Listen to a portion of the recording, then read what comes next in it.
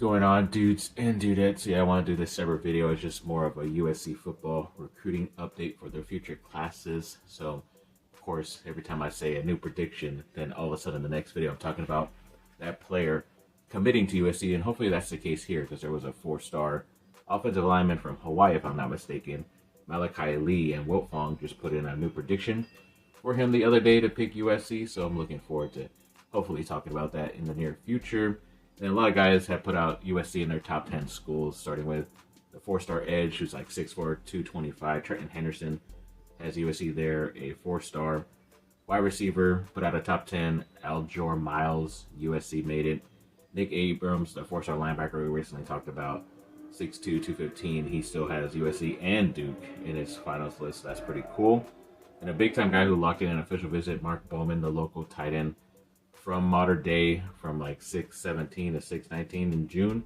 Apparently, he's the #1 tight end in the 2026 class, and he is trending towards USC, which is always great to hear. So looking forward to his commitment, hopefully. And that 4-star linebacker, Anthony Davis, I've talked about, set up an official visit to USC April 12th, and it's at his last one, so that's always good to be the last impression on a kid. And a 3-star offensive tackle in the 2026 class, Cannon Smith, scheduled a USC visit on April 19th. A 4-star 2026 cornerback, Preston Ashley, put a USC visit on April 26th. Andrew Williams, who recently committed to USC, locked in another official visit between June 20th and the 22nd. Madden Riordan, who's also a USC commit, the cornerback, is visiting around the same time, June 20th to the 22nd.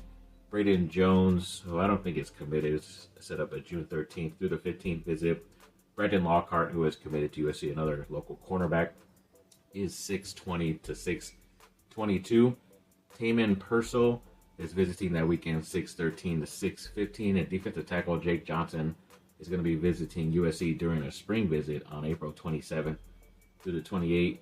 And an elite 2026 safety, Jet Washington, put out his top 11 schools, and USC made that list. He's from Nevada, so yeah, that's pretty good there.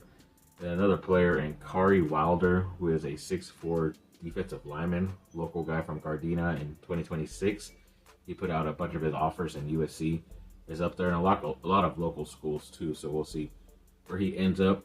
And according to On3, yes, USC is still ranked number 2 in their rankings. I don't know why, especially like when it comes to Riordan, who I believe had like an amazing, one of the top ever junior years for a cornerback in the state of California, and yet he actually went down the rankings. He didn't move up and it's like looked at as a better player. He actually went down, even though he led in interceptions and did all this great stuff. So I don't know really what is wrong with those rankings out there. He should definitely have been moving up and one of the top players at his position, but I guess I will digress. But On3 did put out a lot of like top 10 things, and they actually put out like the top commits of the 2026 class so far. And I guess maybe that's why Oregon is still ahead, because they have 2 players ahead of them that are ranked higher, even though USC is the next 2, and then USC has 2 in between their other 2 guys. So I guess it's just splitting oranges or whatever they say.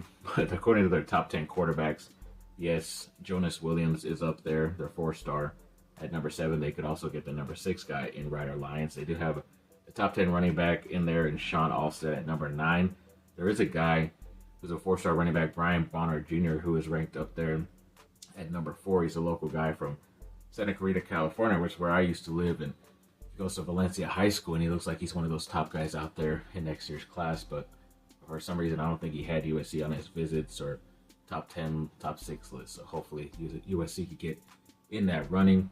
They also did one for their top cornerbacks. USC is leading that way with RJ Sermons at number 1. They do have a chance to get Brandon Arrington on that list too, even maybe number 9, Elbert Hill. Top 10 wide receivers, they are trending for Tristan Keys, the number 1 guy.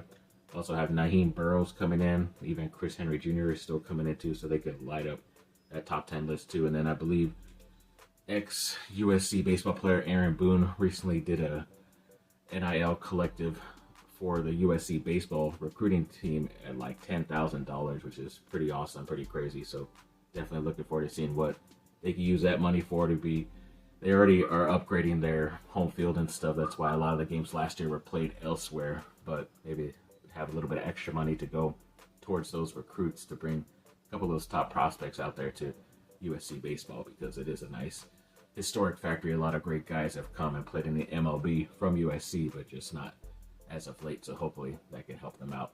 So thanks for watching, people. Like and subscribe. Comment down below. Let me know what y'all think. Have a great rest of your day. Bye. Fight on.